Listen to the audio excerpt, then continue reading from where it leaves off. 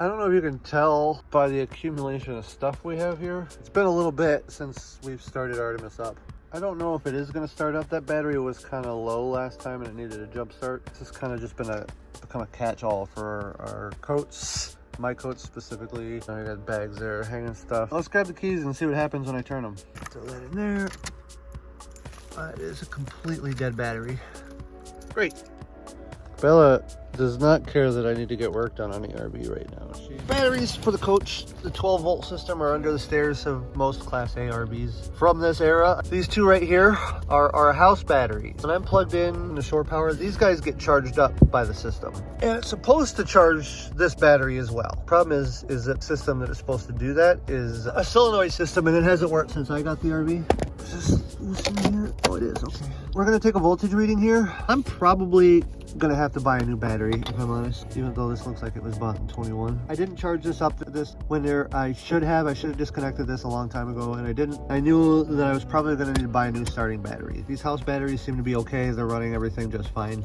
So I might get another season out of them before I gotta replace them. That'll be fun. Would love to replace them with some lithium batteries. Maybe have a battery deal by then, who knows? And I'm gonna take this battery out of here. I'm gonna take it inside of the garage and we're gonna throw it on a 10 amp 12 volt charger. And I'm gonna let that cook for a couple of days and we're gonna see if I can breathe any life back into this or if we gotta go into Menards. Just 8mm on both of these. So I'm gonna grab a little 8mm 1/4 inch ratchet, socket, and get that out. If you guys are ever at a yard sale or any kind of pawn shop or anything and you see one of these old school non-digital battery chargers, buy them.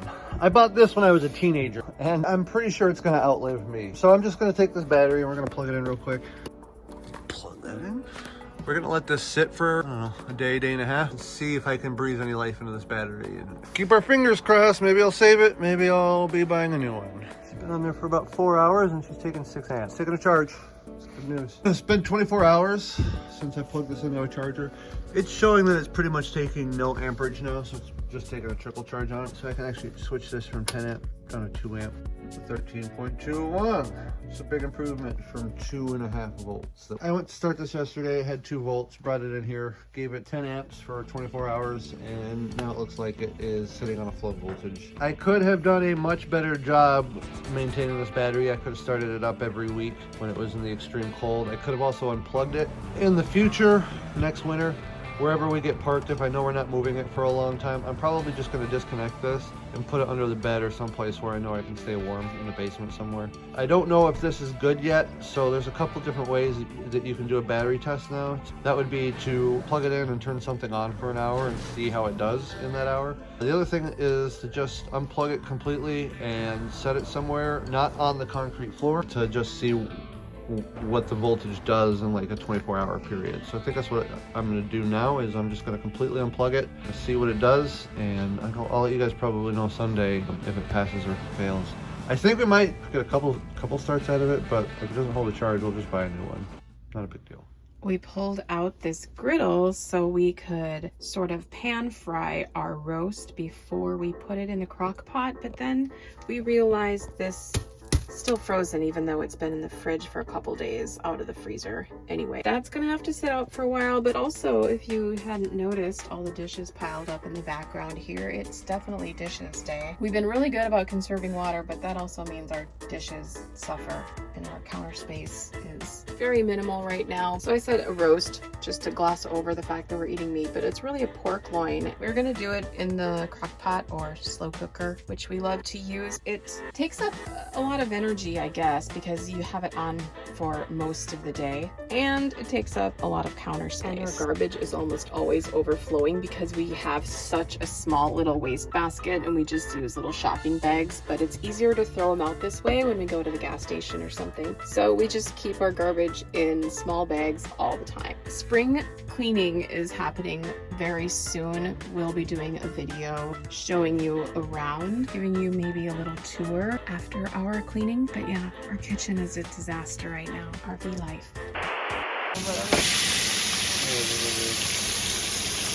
I don't really have a recipe for this. This is just kind of like to sear it, cook it down, mix it with like some chili powder, some cayenne powder, and some garlic, and some lemon powder, a little bit of salt, and we made tacos and burritos and quesadillas. Video and forward at the same time. Nope, you don't. That's how. We need to get the crockpot closer. Just fits in this spot. I found that price per meal for our budget, it's way easier to do something like this as opposed to just get like a thing of ground beef or anything chicken related. You know, we just kind of pay attention to the price of meat, and if we can find a good deal, we'll try and fill our freezer full of it, and this will feed us for like 3 or 4 days probably. And we can make breakfast with this, we can make dinners, we can make a bunch of stuff with this. So.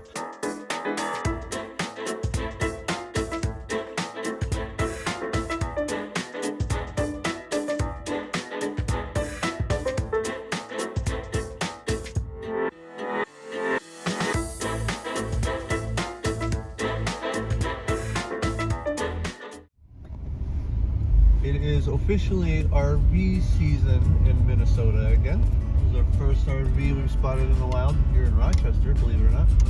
This looks like a Ford chassis, diesel pusher. Looks like a couple of years newer than ours, but still 90s. He's got his slide out. Yeah, definitely 90s because it's got that old cargo bays as part of the slide out. It's got a vehicle trailer. Cool. It'll be us here in a couple of weeks. Would you believe it's the end of March and the feels like temperature is 21 degrees here in Minnesota today?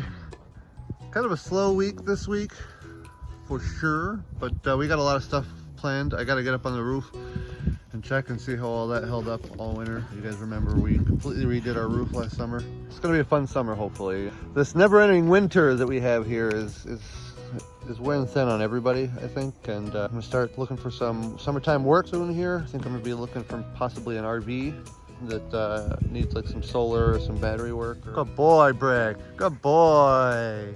Thank you guys, as always, for watching. If you have anything you want to add, if you think you have any battery tips that I didn't discuss here today, feel free to comment down below. We're a growing channel, so we appreciate your support, and we'll see you Sunday.